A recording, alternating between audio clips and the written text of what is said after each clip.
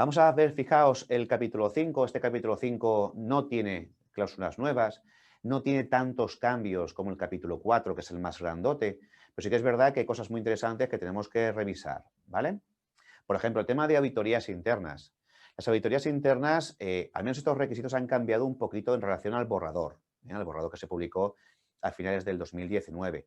Pero sí que es verdad que hay un CAO número 8 que tenéis siempre que asegurar que se cumple, en el que tiene que haber un programa efectivo de auditorías internas.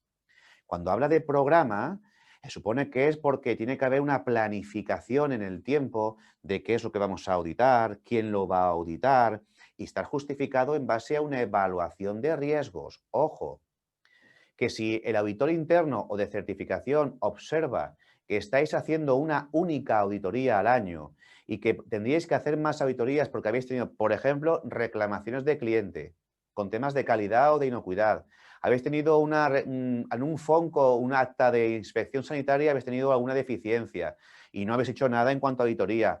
Es decir, cuidado porque esto podría suponernos una no conformidad porque es un CAO. Y podría haber problemas importantes con esto, ¿vale? Si se puntúa como D, tenéis un problema gravísimo. Entonces, cuando habla de programa, aunque no me está diciendo claramente haz más auditorías que una única previa a la de certificación, contempla en base a una justificación por evaluación de riesgos y por cosas que te va sucediendo como fábrica. Yo digo, reclamaciones, cambios legales, pues eso, problemas incluso de análisis positivos en producto final. Hay cosas que me están diciendo, ahí puedo tener problemas. Pues planifica un programa que tenga auditorías internas, a veces grandes, de 2 jornadas, o a veces más pequeñas, de una mañana, pero que las hagáis en base a ese análisis de peligros, ¿vale?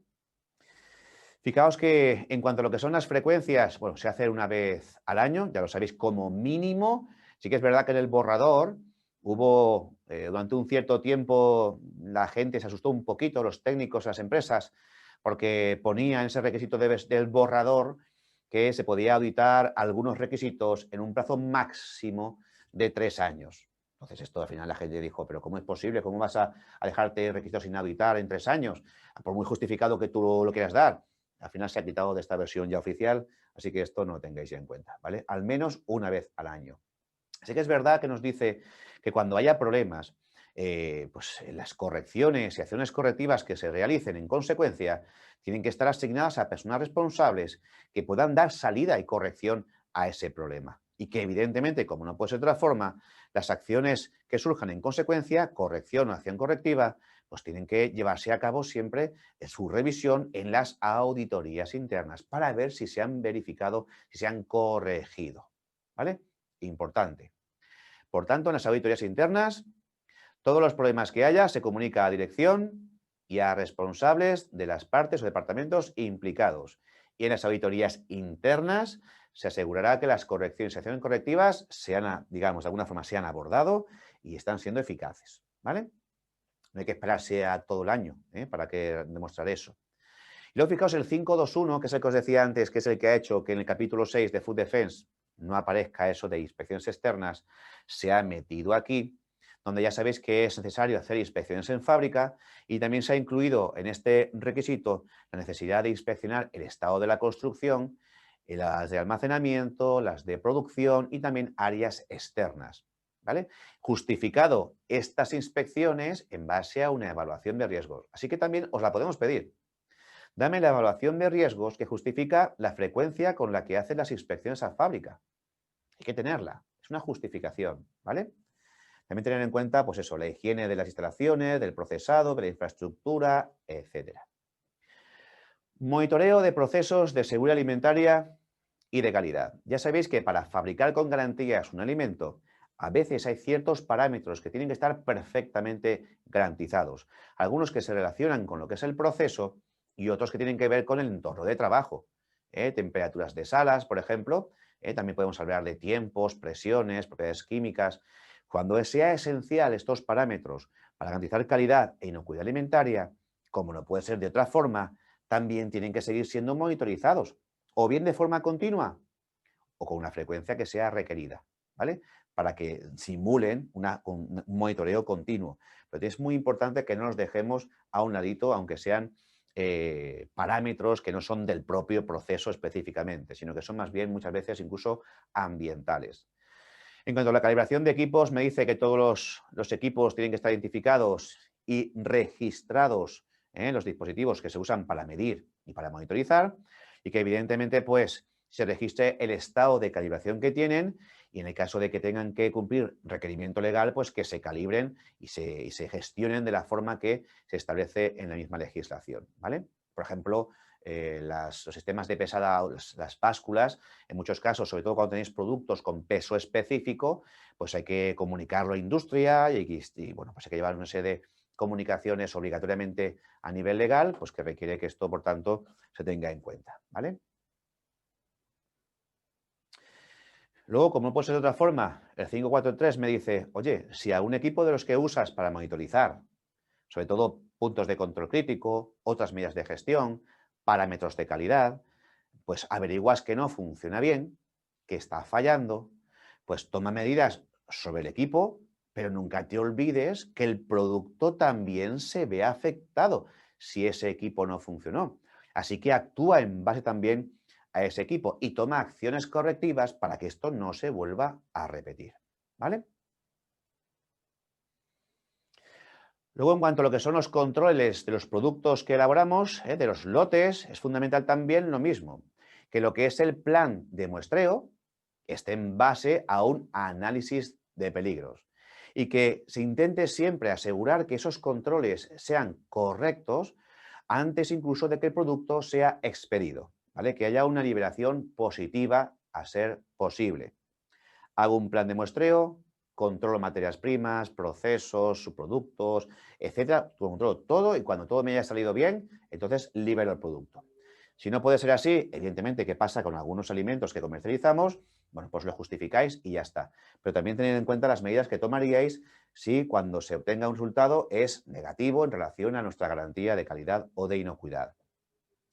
Luego también, como es lógico, los parámetros ambientales se han incorporado también en los planes de muestreos. Es igual que lo que ha hecho BRC en su versión 8. Ya os decía antes que Listeria y Salmonella son patógenos que están en vuestras instalaciones, pero igual que en las vuestras, la de cualquier industria prácticamente de tipo alimentario, se han convertido en peligros residentes de tipo biológico. Eso quiere decir, por tanto, que tiene que haber una constante monitorización de los parámetros microbiológicos ambientales, ¿vale? Microbiológicos ambientales, que podemos buscar un indicador de ese peligro biológico o podemos buscar el propio peligro biológico, pero definir muy bien cuáles son, actuar, evidentemente, en consecuencia de esos registros que se obtienen tras el control. Recordad que si tenéis un indicador que no es patógeno por sí, porque es un indicador, por ejemplo, podría ser E. coli, podría ser enterobacterias. Tener en cuenta que cuando saca un positivo, cuando estén por encima de una cierta cantidad, pues tenéis también que tomar medidas, porque se supone que eso se coge muchas veces incluso cuando ya se ha hecho limpieza y desinfección. O sea que antes de la limpieza y desinfección habría muchas más y por tanto el producto lo puede contener una cantidad que podría ser problemática. Entonces, actuar siempre también sobre el producto. Luego nos dice que esto pasa en algunas empresas, no en las vuestras porque sois una empresa muy seria y muy competente, pero es verdad que hay fábricas de alimentos que muchas veces pues las revisiones de los registros que se generan pues no lo revisa realmente las analíticas, revisa gente que no está bien formada, que no interpreta bien el resultado. Si no le ponen el límite legal que se debe alcanzar y aparece solamente un parámetro del análisis, no entiende si eso es mucho, eso es poco, eso es peligroso, no lo es, debo tomar medidas. A veces esto pasa, incluso ya os digo, en entidades certificadas actualmente por IFS, ¿vale? Y en base a ese resultado, esas personas tienen que tomar las medidas correctivas que sean necesarias. Luego también, si tenéis laboratorio interno, que me imagino que sí, bueno, aquí lo único que nos dice IFS en el 565 es, vale, perfecto, no pasa nada porque tengáis laboratorio interno, genial. Hacer vuestro análisis de peligros y ver qué es lo que puede pasar por tenerlo. Pero para que el resultado de las analíticas sea fiable, nos va a pedir, si no tenemos una cierta autorización que nos exige legalmente la administración del país donde estamos, es que al menos aseguréis que el equipo que tenéis en el laboratorio tiene competencias para hacer buenas analíticas y resultados fiables, que los equipos funcionan bien, están calibrados y tienen garantías, la instalación está en adecuadas condiciones, que tenéis procedimientos bien definidos, estandarizados, etcétera. Es casi, no digo como un sistema de calidad ISO 9000, pero sí que es verdad que por lo menos que tenga una cierta rigurosidad el equipamiento y lo que se hace dentro para que el resultado sea fiable, ¿vale? Bueno, respecto a lo que es el plan de muestreo, nos dice también que tiene que estar hecho en base, como siempre, a un análisis de peligros, pero que se actualice en base a lo que vais obteniendo. Es decir, recordad que los planes de muestreo no son fijos. Yo lo puedo fijar a principio de año, pero si yo empiezo a tener positivos que no espero, empiezo a tener problemas con clientes debido a algo que no espero, me tiene que obligar a readaptar mi plan de control analítico a la situación que tengo en la actualidad.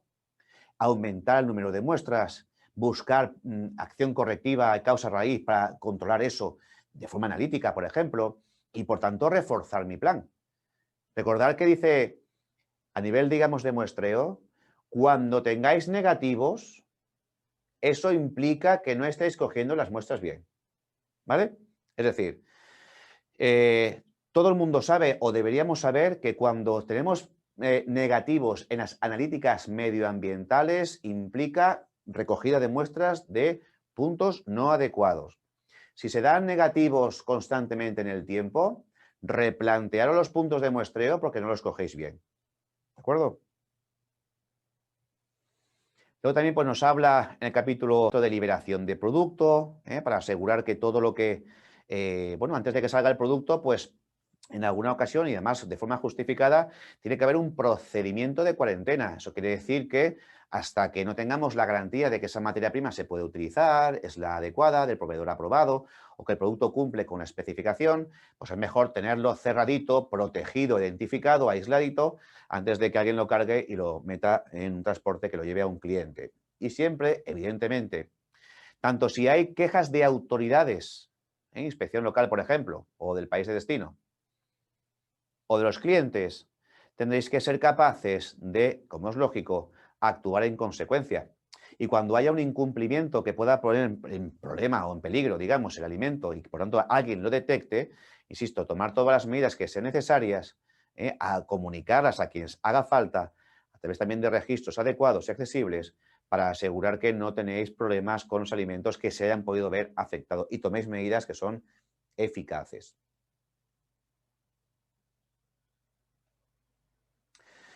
Luego, pues bueno, ya sabéis que en situaciones, pues muy frecuentemente ocurren problemas, crisis, incidencias, hay retiradas, hay recuperaciones. IFS se ha dado cuenta, igual que otros muchos, que muchas veces el procedimiento de gestión de crisis, incidencias, o sea, retirada, recuperación, no está bien hecho, no está bien planteado, sino que lo hacemos solamente por cumplir lo que el estándar nos pide, pero realmente no es eficaz. Primero porque a veces el procedimiento, ese procedimiento que tenemos escrito, no lo conocen ni siquiera las personas que están dentro de este equipo de gestión de crisis. Metemos muchas veces a responsables de la empresa como gerentes, responsables técnicos, directores operativos, gente, digamos, que por no molestarles, porque no están en el momento en el que se está desarrollando el procedimiento, pues les comunicamos que a lo mejor están dentro del equipo de retirada o de gestión de crisis, pero no ensayamos con ellos. Es decir, tiene que haber una clara definición de quiénes tienen que tomar las decisiones de activar o no una retirada, una recuperación, etcétera, etcétera. Tiene que haber designada dentro de la empresa una persona que esté autorizada, además definida por alta dirección, que esté disponible 24 horas al día, 7 días de la semana, ¿vale? Que conozca perfectamente el procedimiento de gestión. Tiene que haber capacitación del equipo que participe. Capacitación significa que cuando se le pregunta a cualquier integrante del equipo cuál es su responsabilidad y cómo debe actuar, que sepa responder, ¿vale? Porque, insisto, muchas veces hasta que no pasa el susto porque tenemos un problema en el mercado, la gente no sabe qué hacer.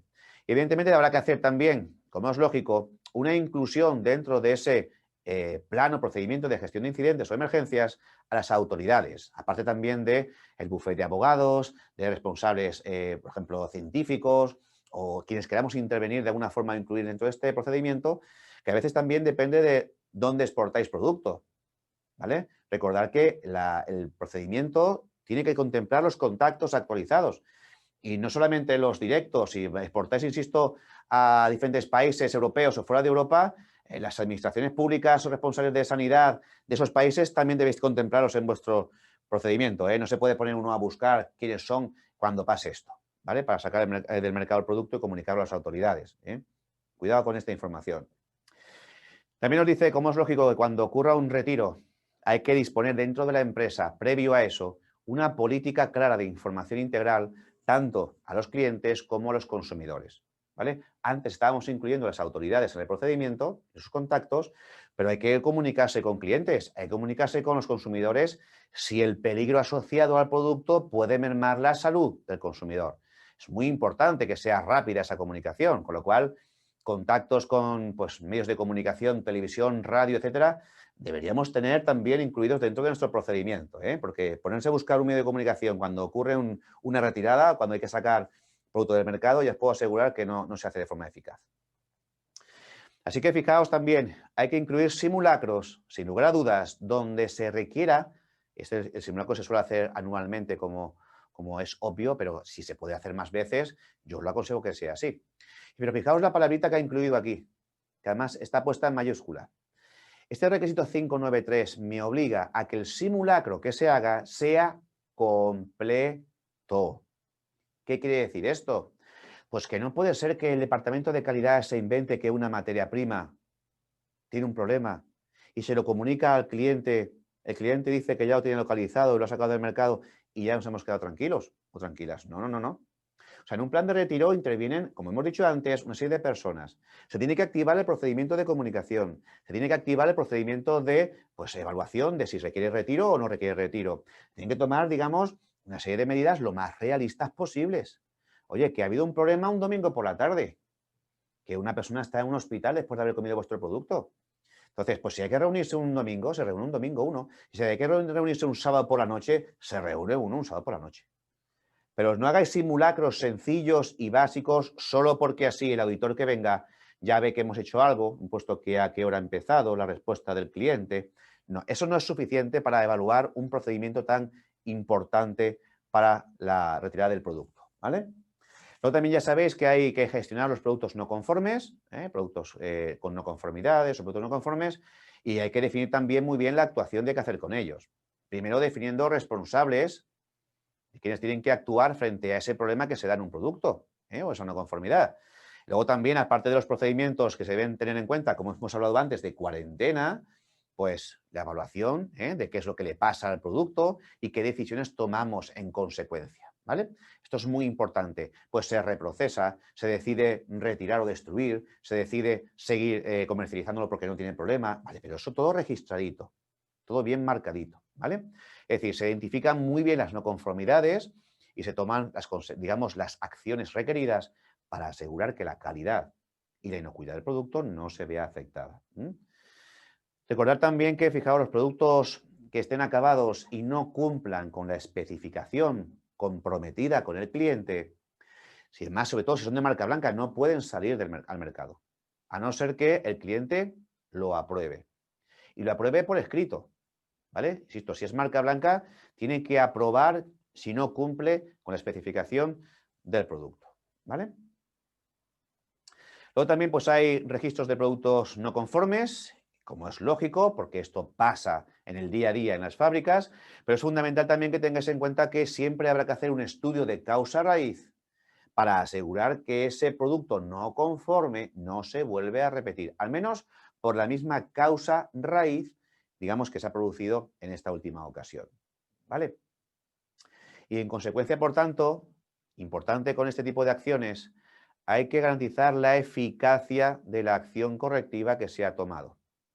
Así que la acción correctiva tiene que estar justificada, tiene que ser eficaz con el estudio de causa raíz, pero luego la eficacia tiene que también documentarse.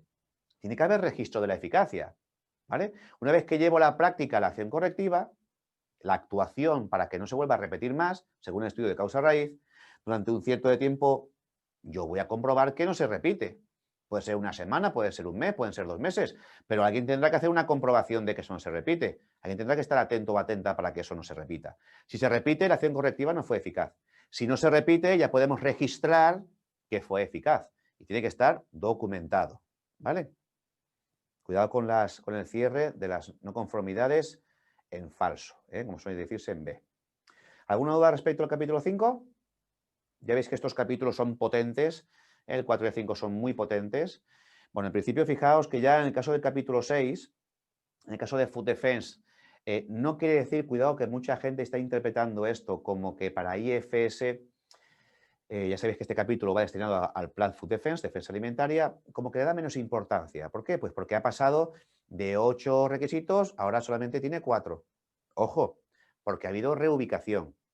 Pero gran parte de los requisitos que tenemos en la 6.1 se han incorporado en unos de estos de la 4, que tenemos ahora de 4, ¿de acuerdo? ¿Veis? Fijaos, como hablábamos antes con plagas, hablábamos también antes de fraude, me vuelve a pedir formación específica de Food Defense.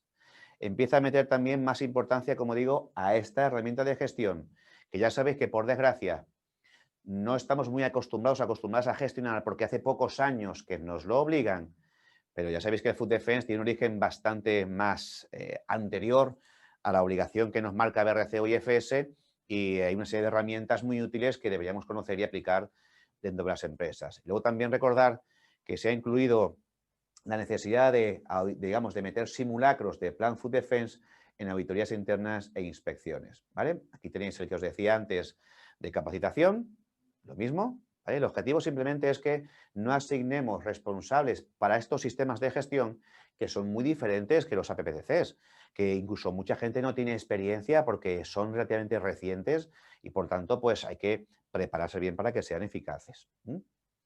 Luego, bueno, pues aquí veis, dentro de este requisito 6.1.2, aquí hay varios requisitos de la 6.1, ¿vale?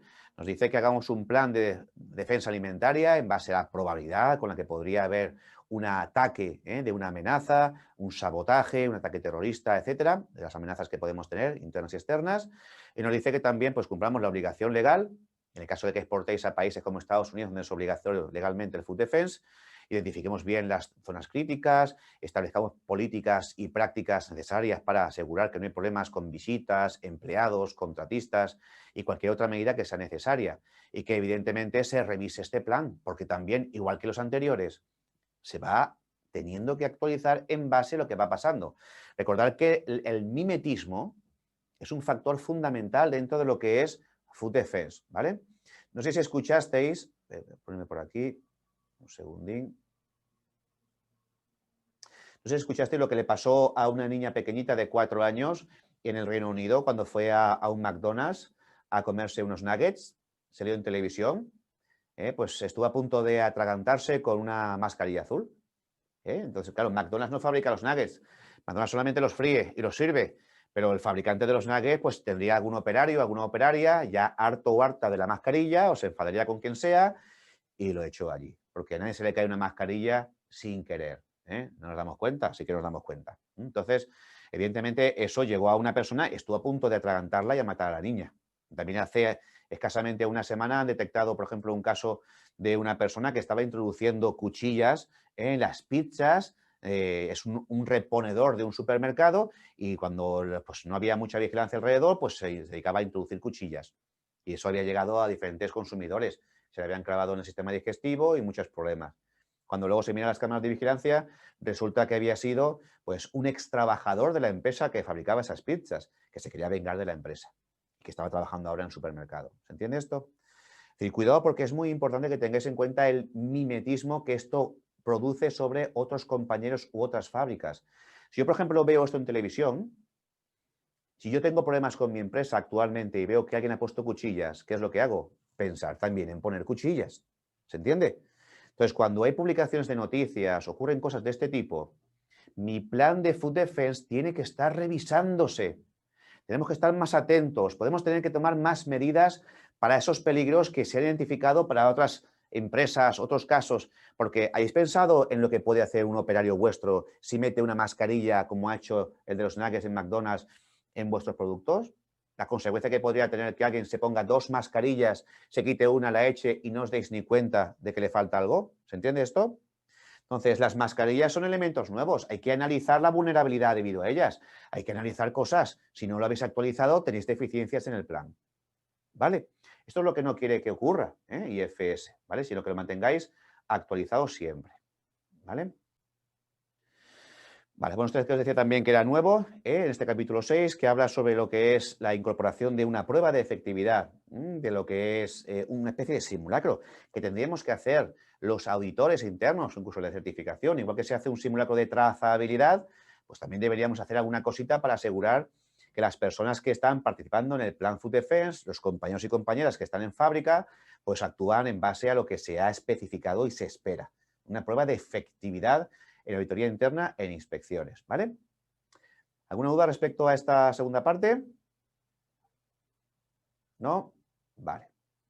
Pues en base a esto, por tanto, fijaos que vamos a hablar de lo que es la parte 3, que son cambios en las auditorías y el seguimiento. Bueno, lo que es, fijaos en lo que tiene relación a auditorías, ya sabéis que os he comentado antes que se incorpora por obligación de GFSI tener en cuenta dentro de un ciclo de 3 auditorías, pues una no anunciada. Ya sabéis que, como os he dicho antes, prácticamente el 85% de las empresas que son auditadas de forma no anunciada pierden la certificación por temas de limpieza, por temas de orden, por temas bueno, de ese tipo normalmente, que suelen ser los más problemáticos.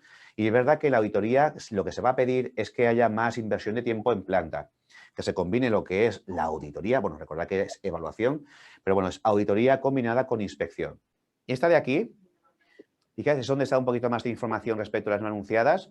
Lo que se dice es, la auditoría no anunciada debéis acordarla con la entidad de certificación.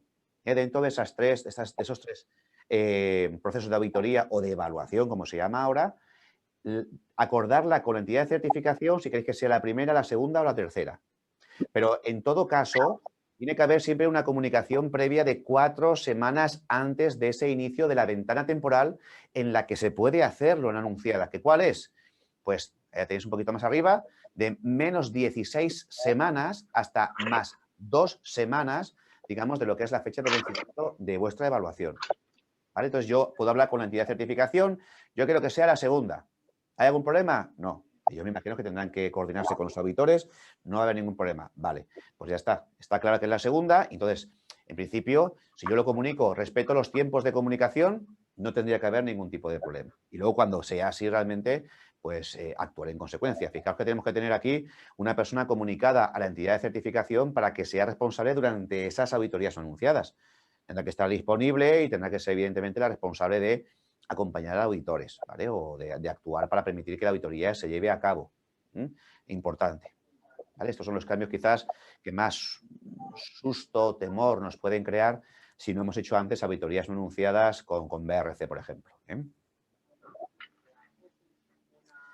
Vale, y llegados a este punto, en principio, bueno, indicaros un poquito lo que son las duraciones, pero esto es igual, esto no ha cambiado con respecto a IFS 6.1, la duración mínima son 2 días en las auditorías, el 50% tiene que estar invertido en lo que es planta de producción, ya sabéis que el tiempo mínimo de 2 días se amplía en base al número de empleados y a los tipos de producto y procesos que se tengan que auditar, 8 horas al día, sin contar el descanso para la comida, máximo 10.